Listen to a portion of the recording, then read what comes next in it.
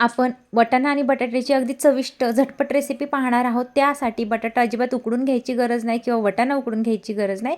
चला तर recipe start करूया। तर सर्वात आधी इथे लसणाच्या पाकळ्या घेतलेल्या आहे, 6 ते 7 अर्धा इंच अद्रकचा तुकडा घेतलेला आहे, एक कांदा अशा प्रकारे बारीक कट करून तेलामध्ये फ्राय केला आहे, खोबऱ्याचा थोडासा तुकडा घेतलेला आहे, तो पण तेलामध्ये फ्राय केला आहे, आणि तो कोथिंबीर आणि पुदिना घेतला आहे थोडासा।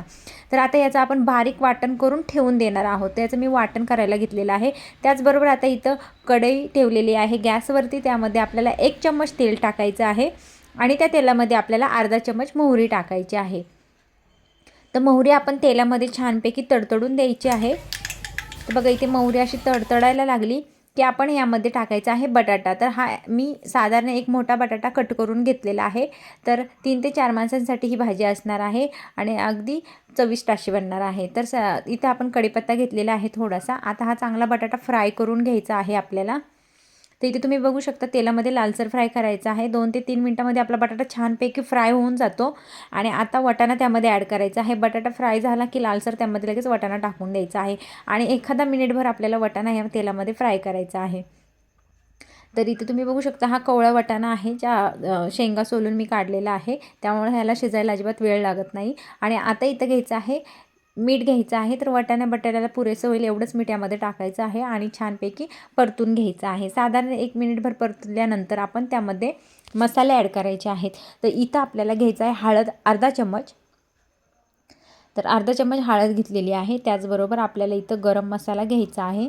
तर इथं साधारण 1 चम्मच गरम मसाला मी घेतलेला आहे आणि अर्धा चम्मच आपल्याला धना पावडर घ्यायची आहे, इथे तुम्ही पाहू शकता। आणि त्याचबरोबर आपल्याला अर्धा चम्मच मिरची पावडर घ्यायची आहे। तर आपल्या आवडीनुसार आपण तिखट कमी जास्त प्रमाणात घेऊ शकतो। आता हे मसाले आपल्याला परतून घ्यायचे आहेत चांगले। तर आपण ह्याला चांगलं मिक्स करून घेऊया। तर ही भाजी आपली ना झटपट होऊन जाते, म्हणजे एकदम 10 ते 15 मिनिटांमध्ये आपली भाजी अगदी रेडी होऊन जाते। तर इथे तुम्ही पाहू शकता आता हे वाटण जे आहे ना, ते वाटण मी करून ठेवलेलं ते यामध्ये ॲड करणार आहे मी। तर वाटण यामध्ये मिक्स करूया आणि हे चांगलं परतून घेऊया। तर मिनिटभर फक्त हे आपल्याला वाटण परतून घ्यायचं आहे। तर इथे तुम्ही बघू शकता सर्व मिक्स केलेलं आहे।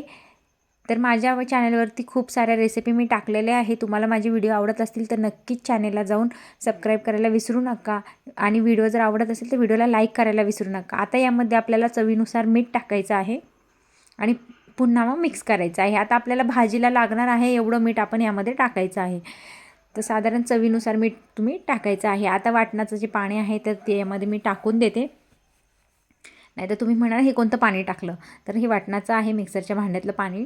तर ते साधारण आपल्याला भाजी कशा प्रमाणात हवी आहे, घट्टसर पातळ कशी हवी त्या प्रमाणात पाणी टाकून त्याला साधारण 2 मिनटं बघा मी शिजवून घेतलेलं आहे। भाजी आपली रेडी झालेली आहे। 2 ते 3 मिनटं, साधारण 10 ते 15 मिनटात आपली अशी रेसिपी झटपट तयार झालेली आहे आणि भाजी चवीला इतकी छान झालेली आहे ना, इतका सुगंध पसरला आहे। तुम्हाला रेसिपी आवडली असेल नक्कीच लाईक करा।